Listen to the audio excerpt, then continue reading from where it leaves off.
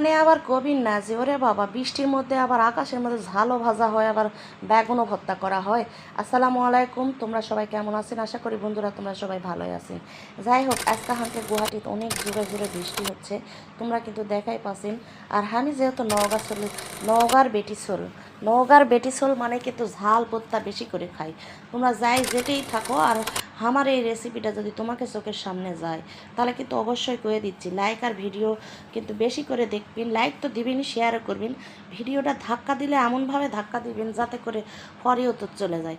যাই হোক, কথা আর বেশি কোনো না। কীভাবে বেগুন ভর্তা করবেন আমাকে মা ছোটোবেলাত কোচলো কি জানেন, যে এই বেগুন তোরকে নানি বাড়ির থাকলে আছে। যাই হোক, ধুরতুক্কু বেগুন হাঁকে মা মানে হয় মল্লিকপুরের বেটি চলতো, ওই জন্য হাঁকক খালি এই গল্পটাই শোনাছিল। কিন্তু মা আজকে তোমাকেও কষে এই বেগুন কিন্তু আর মল্লিকপুরের লয়ে, যেহেতু আমি গুয়াহাটি থাকি, ইন্ডিয়ার থাকি, গুয়াহাটির তো আর অত মল্লিকপুরের থেকে বেগুন আসবে না। আজকাল সব দিকেই এই বেগুনের চাষ হয়।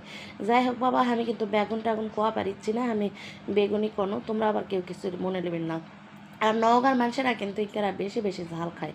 ওরে বাবা, ঝালের কথা করতে কিন্তু দেখাই পাচ্ছেন আমার গলার মধ্যে একেবারে ভিজে থুতা মনে হয় কেড়ে জ্বর হয়ে গেছে। দা বেগুন কিন্তু আমি ঝাল দিয়ে বেশি বেশি করে চটকে চটকে মতে মতে ভর্তা করেছি। তোমরাও পারলে ইনকাকে ভর্তা করে খাবেন। আর যে জোরে বৃষ্টি হচ্ছে তোমরা তো বুঝাই পারছেন, বৃষ্টির মধ্যে ইনকারা যদি বেগুনের ভর্তা দিয়ে ভাত খাওয়া হয় তাহলে কিন্তু গলা ভরে আর শান্তিতে পেট ভরে ভাত খাওয়া হবে। আজকে থেকে আমার এই ভিডিওটা যদি কেউ তোমরা দেখেন তাহলে কিন্তু অবশ্যই কয়ে দেন আমার ভিডিওতে লাইক দিবেন। আর যদি লাইক না দেন তাহলে কিন্তু আমি ভিডিও করা ছাড়ে দেবো, কয়ে দিন কত তোমাকে।